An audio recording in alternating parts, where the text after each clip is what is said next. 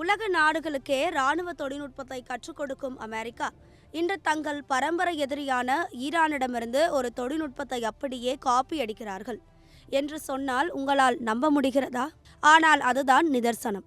Ukraine போரில் Russia அதிக அளவில் பயன்படுத்திய ஈரானிய சாகத் 136 ட்ரோன்களை நாம் அறிவோம்.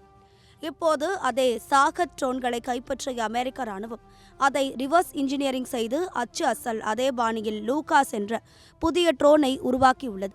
இது வெறும் காப்பி மட்டுமல்ல, ஈரானுக்கு எதிரான ஒரு செக்மேட் வியூகம். வழக்கமாக அமெரிக்கா தயாரிக்கும் ஆயுதங்கள் அதிநவீனமாகவும் பல கோடி ரூபாய் மதிப்புடையதாகவும் இருக்கும். ஆனால் ஈரானின் சாகத் ட்ரோன்கள் மிகவும் எளிமையானவை, விலை குறைவானவை. ஆனால் ஏற்படுத்தும் சேதமோ மிக அதிகம்.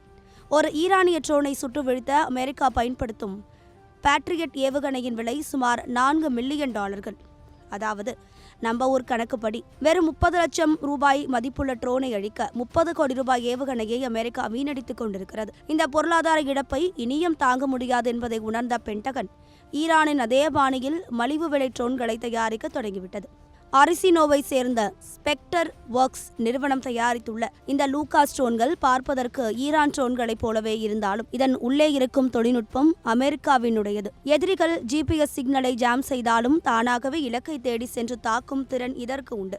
ஆபரேஷன் எபிக் ஃபியூரி என்ற பெயரில் டாஸ்க் ஃபோர்ஸ் ஸ்கார்பியன் படைப்பிரிவு இந்த ட்ரோன்களை இப்போது ஈரான் நிலைகள் மீது ஏவி சோதனை செய்துள்ளது. மொபைல் லான்ச்சர்கள் மூலம் ஒரே நேரத்தில் கூட்டமாக சென்று தாக்கும் இந்த ட்ரோன்கள் வளைகுடா பிராந்தியத்தில் ஆட்டத்தை மாற்ற தொடங்கியுள்ளன. இதில் ஒரு மிகப்பெரிய முரண் என்னவென்றால், பல ஆண்டுகளுக்கு முன்பு அமெரிக்காவின் அதிநவீன ட்ரோன்களை கைப்பற்றிய ஈரான் அதை வைத்து தங்கள் தொழில்நுட்பத்தை வளர்த்துக் கொண்டது. இன்று காலம் மாறி இருக்கு.